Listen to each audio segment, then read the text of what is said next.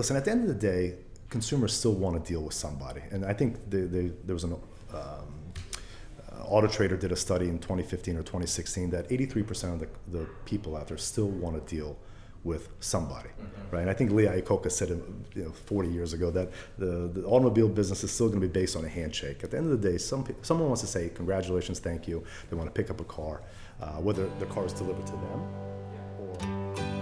There are a multitude of apps that are coming on to the car buying scene.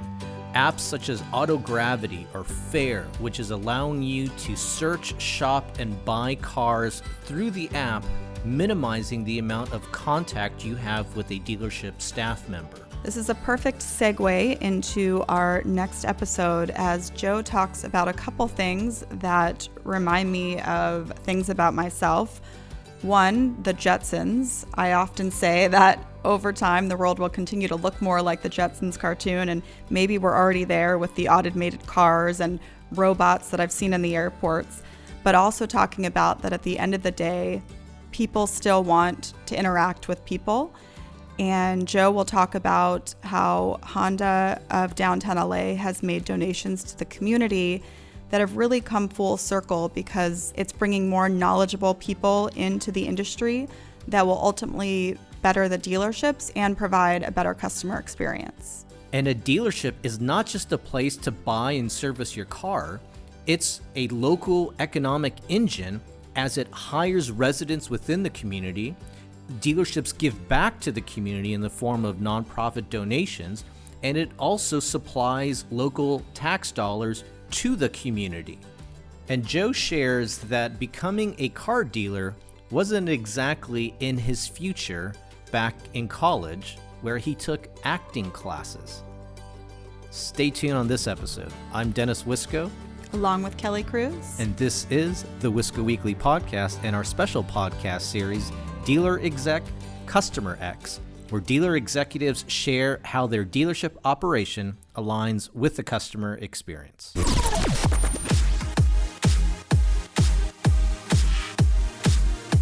You are now tuned in to the Wisco Weekly Experience. Interestingly enough, in 1998 and 99, Yes. you attended American Academy of Dramatic Arts Yes. for acting and ballroom dancing. That is correct. Please explain. I'm a young kid. I just graduated college a few years earlier. And I thought while I was in college, I wanted to go to Wall Street. And I worked at the dealership that I started at throughout my whole 4 years at college. And I remember when I graduated college, my boss at that time, Mike Byatt, said to me, he goes, "Hey, so what are you going to do now?" I said, "Well, I'm going to New York. I'm going to go work on Wall Street." And he goes, "Why don't you stay in the car business and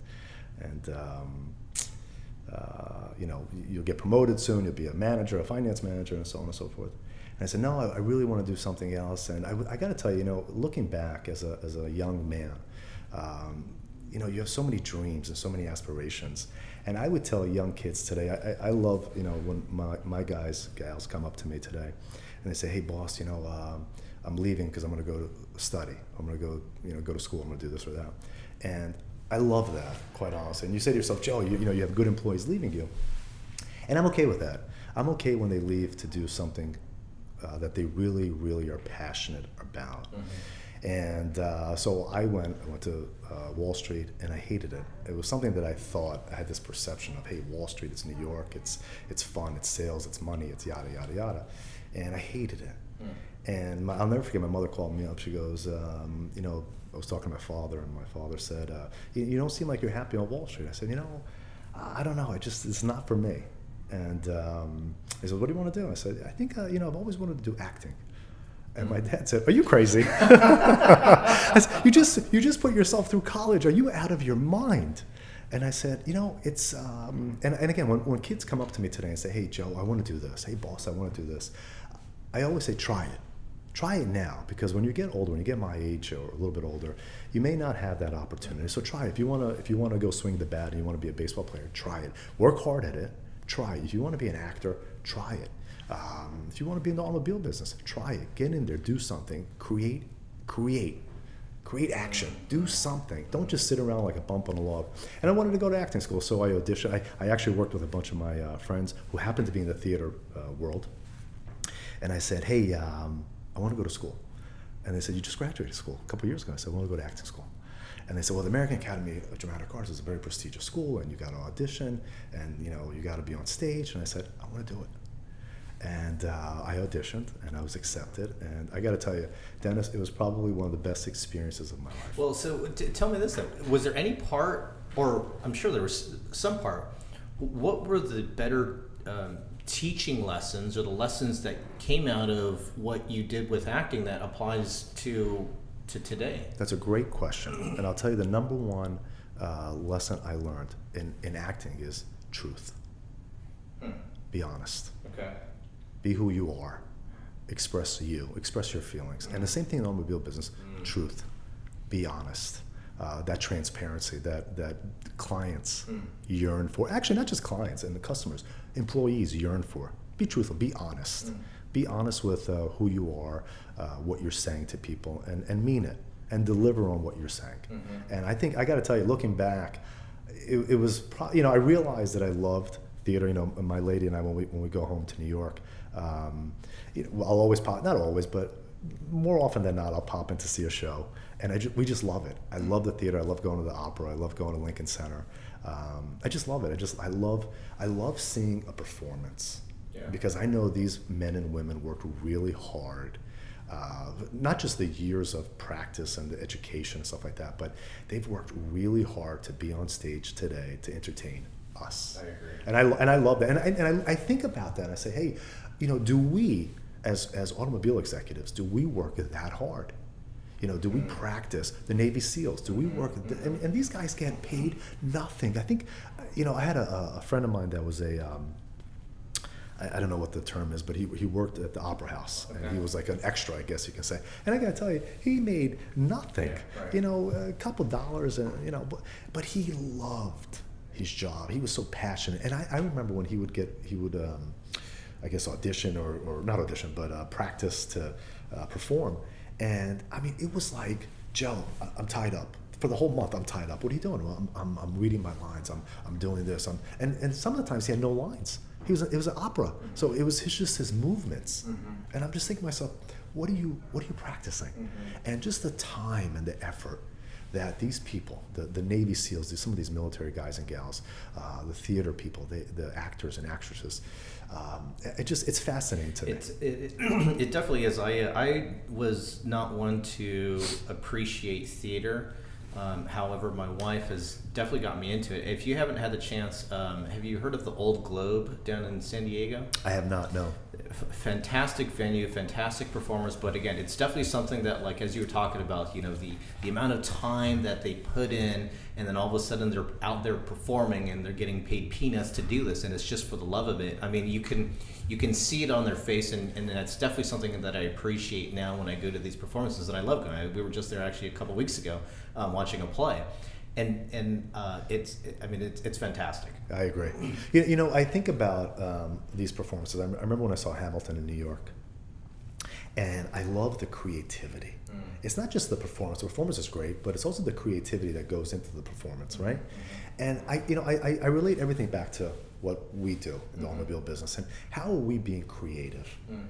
How are we taking our performance, if you will, and making sure that client, that customer has an entertaining experience. Yeah. And that's, I know it sounds hokey, it sounds corny, but isn't that what they're paying a lot of money for? It's interesting because this is kind of like a different comparison, because you would think the history of the car business is supposed to compare the culture more to sports than it is, let's say, to acting or theater, because it's supposed to be more competitive, right? There's still a performance element of it, but it's competitive, and there's still the results that you want to focus on. But the idea of now comparing it more to acting, and that it's you're here to perform, to entertain. Correct. I think that definitely speaks more now to the whole customer experience of it all than it is like, okay, look, this is just going to be assembly line. Let's get them in, let's get them out, let's go. Well said, by the way. I remember years ago, I read a book, and they were talking about the vernacular in business, in sports, and in war was the same. You know, it's always raise the bar, win, beat the other guy, you know, at all costs, you know, all this stuff. And to a degree, I get it, you know, but we're not there anymore, in especially in our business, you know. And I would rather compare it to, like you said, you know, theater. And hey, you know, we're there to perform and to give the client an unbelievable I mean, Lord Almighty, they're paying a lot of money. Yeah. You know, give them an aha experience where they walk out, they say, "Oh my God, that was fantastic." And that's what we're trying to do with this new facility. That's what we're trying to do at LA Honda. And you know, we're working hard.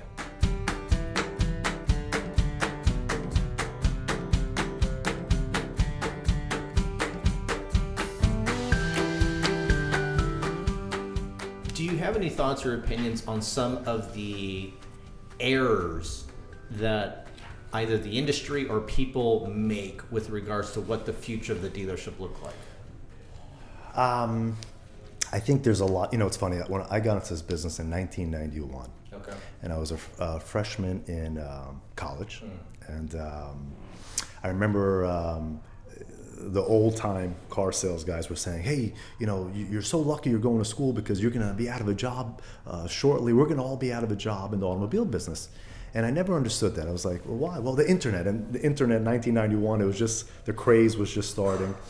And, you know, even now, people ask me, "Oh, you own a dealership? Aren't you nervous?" And I said, nervous? I'm excited. You know, I said this earlier, I think it's cool to be in our business right now. You've got some major corporations that are dying to be in our spot, right? So, but I think there are a lot of misconceptions about our business. I think, you know, listen, at the end of the day, consumers still want to deal with somebody. And I think there was an Auto Trader did a study in 2015 or 2016 that 83% of the people out there still want to deal with somebody, right? And I think Lee Iacocca said it, you know, 40 years ago that the automobile business is still going to be based on a handshake. At the end of the day, someone wants to say congratulations, thank you. They want to pick up a car, whether the car is delivered to them or they're picking it up at the dealership, right? So, you know, there are some misconceptions. I think, you know, people think the car business is going away. I think people think that everything's going to be automated. There's not going to be a need for a product specialist or for a salesperson. And I think that's silly. That's really, really silly. I think, hey, listen, the industry is strong. This industry is healthy. It's just such an exciting time to be in our industry. You got so many cool things. You got all this, the electrification. All this autonomous conversation is just great stuff, right? The execution of the buying process is really cool stuff. I think the younger generations, whether it be the millennials or the new generation coming up, you know, I think they know what they want. And I'll tell you what they want. They want what we wanted 20, 30, 40 years ago. Yeah. They don't want to get, I hate to say, jerked around. You know, I remember in 1991 there was trainers that had their cassette tapes, right? So if you didn't go see them at their, you bought a cassette tape. You remember it, right? So I'm dating myself a little bit. Yeah, you're a little bit older than I am. It was CDs for me. It was CDs. Well, it was cassette decks for me, right? And it was funny because it said, "Oh, how to sell to women." And now a couple of years ago, how to sell to Hispanics, how to sell to millennials. And when I hear these things, I cringe. I get so twisted. I'm like, you know what? I don't care if you're a woman, you're a man, you're a Hispanic, you're black, you're white, you're Chinese. I don't care what you are. You're a millennial. You know what you want? You want transparency. You want to be treated fairly. No one wants to get jerked around. No one wants to sit in a dealership for 15 hours. You know, and now people just want options. They may not want to come. They may want to literally sit in their home or in their office and have a car delivered to them. And there's nothing wrong with that. Yeah. But everyone wants to be treated fairly and with respect.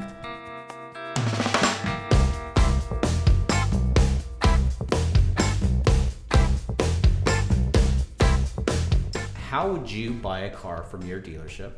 Okay. And how would you service a car from your dealership? How would I buy a car currently from my dealership? Yes. I would buy it online. So we have I personally, you know, I'm also, you know, I'm a people's person. Okay. So I don't want to do everything online because I think we're in this, I always tell like my friends, my family, hey, you don't want to just be sitting behind a computer and ordering your clothes, your food and stuff like that because you at the end of the day, you still need interaction, right? But, you know, Listen, I'm a car guy. I know what I like. So it's a little bit tough to ask me that question. But if I was going to buy a Honda Accord, I know the car like the back of my hand. And a lot of our clients have leased Accord after Accord after Accord. Every 2 or 3 years, they trade it in and get another one. So I would go online. To me, I would most likely pick it up at the dealership, but I would certainly start the process online. This is you're researching. You're saying, hey, this is the car that I want. You're seeing what the payment is or what the total price is. Yep. You've put down your credit card information, credit information. Yep. And then by the time you show up, then your car is shiny, it's ready to go, and then at that point you're getting kind of the full delivery / demo of the car at that moment. That's correct. I'd love to deal with someone at the end of the transaction, if you will. Maybe even the same person that walked me through the transaction online, just so I can have a face, and also someone to just walk me through the car, demo the car for me, show me some of the bells and whistles that I may not know. As for service, I'd love to have someone pick up the car for me. I'm in my office, I don't have time to drive to wherever it is. Come get the car, service the car, either drop off a loaner for me, or tell me, hey, the car's gonna be ready in 3 hours, we'll drop it off back to you at your place of employment. I would love that. And by the way, both options are available currently right now at LA Honda.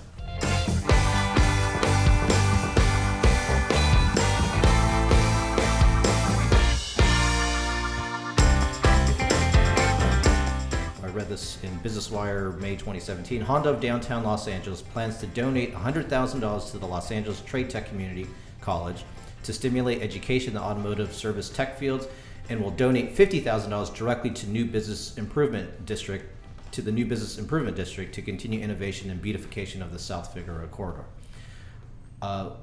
First off, has that happened already, or? It has happened, yes. Why did you choose these routes of donating money? That's a couple of reasons. One, first of all, I'm a firm believer that I think this was Oprah, to whom much is given, much is expected, right? And I really believe that. I think it's Oprah, right? And I love that, and I've been very, very fortunate. So I look at. And I look at, like, now in my industry, in our industry, there's a need for business improvement, especially in downtown LA in certain corridors. And there's also a need for technicians. And a lot of these young guys that are in high school they want a career. They're not sure. And I remember, it's been many years, but I remember, graduating high school and, hey, what do you do? Well, you go to college. And some people, at this point, college is not $3,500 anymore. Dennis, it is. I tease everybody. I'm right down the street from USC, and I said USC has more money than the Vatican. They have a lot of money, and somebody's paying them all this money. And college is not cheap anymore. Even community school, I think, is fairly expensive. And you see these young men and women that want a career. And some of them may not be, the sales type, right? So what's the option? Hey, they can. There's a need to repair cars. These cars are getting so. I think we were talking about, one of the questions was, what's your favorite car? And I still love the old classics. Much easier to work on, much easier to repair. Is there a particular classic that you gravitate towards? I love the GTOs. Okay. The Pontiac GTO, I love that car. But these cars now are so complex. There's so much technology in these cars that someone has to repair these cars. No matter what happens 20 years from now, someone's gonna. If cars are flying around like the Jetsons, someone's gonna have to repair these cars. So we thought, hey, not a bad idea to give a good amount of money to Trade Tech, which is right down the street from us, quite honestly, in downtown Los Angeles, and assist young men and women, if they'd like, to get a full ride on our dime to learn how to repair cars.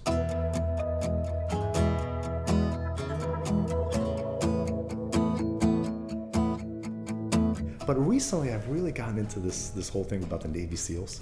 Okay. So I think his name is Jocko Willink, who wrote Extreme Ownership. I love the book. I love the guy. I think what these people do, these individuals, are it's exceptional. I mean, these guys train. First of all, they do this for love of country. There's no big paycheck when you're a Navy SEAL, and these guys are. They're not machines; they're human beings. And I've been fortunate enough to meet a couple of these individuals. They're dedicated. They're laser focused. They train. They train. They train. They train. They train. And there is no failure. There is no failure. They train. They train. They train. They train. It's incredible. So Extreme Ownership's a great book. Recently, because of some of the projects I'm involved in, I've been reading a lot of meditation books, which is very interesting. And a friend of mine took me to this transcendental meditation place on Sunset. Okay. And it was fascinating. And if you would have said this to me when I was living in New York, I would have said, Dennis, you're crazy. You go alone. I'm not coming with you. Now, I got to be honest with you, I love it.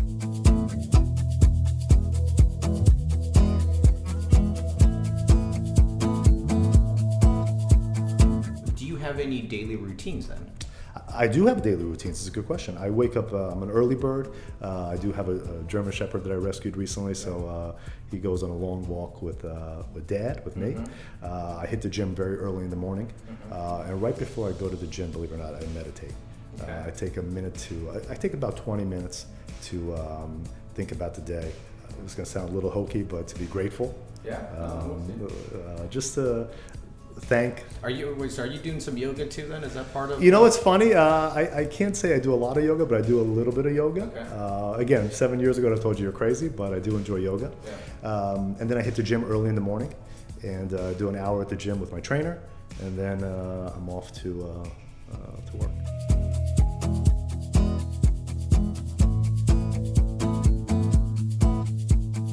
All right, I got some rapid fire questions here for you. Sure.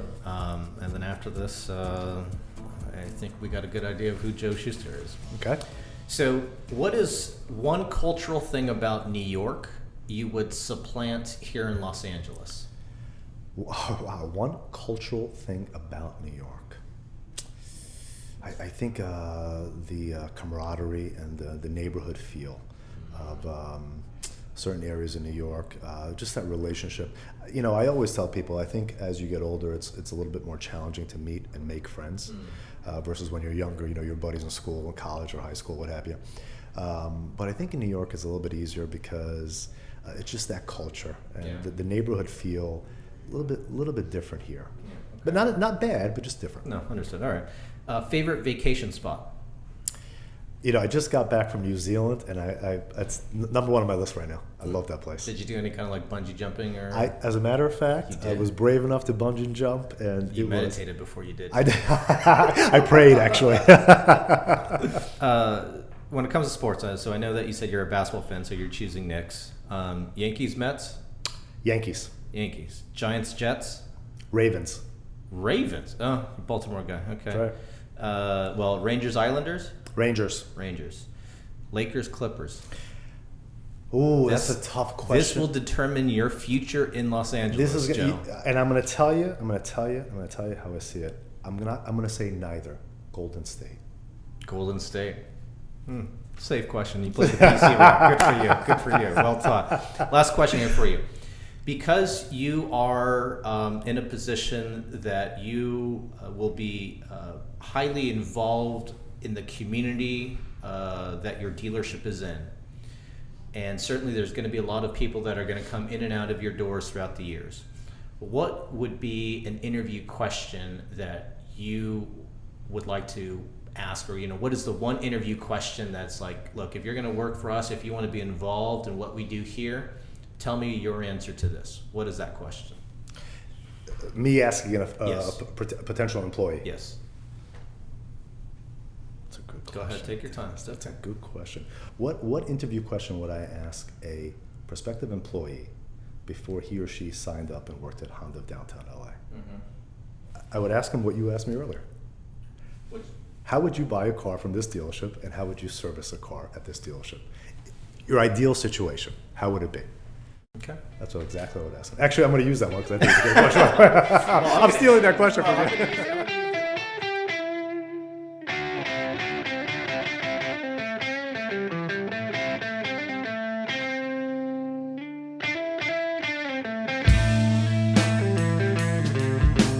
Visit WiscoWeeklyPod.com and listen to more dealer executives share their customer experience. You can hear more about the dealer operation, such as amenities they offer and other buying programs that may be of relevance to you. So that's WiscoWeeklyPod.com. You can even chat with us live about the show or get car advice. And a big thank you to Mr. Joe Shuster for sitting down and rapping out with me and sharing about his dealership operation. We'd greatly appreciate if there was something that you wanted to know about Joe or his dealership operation to please leave a comment on the podcast page or on our Facebook page. And if you have a special request to have a particular dealership featured on the show, let us know. Be happy to talk to them and share the experience with you. So, as always, cheers, prost, lahaim, kipish, nastravi, salut, kampai, mabruk to the customer experience.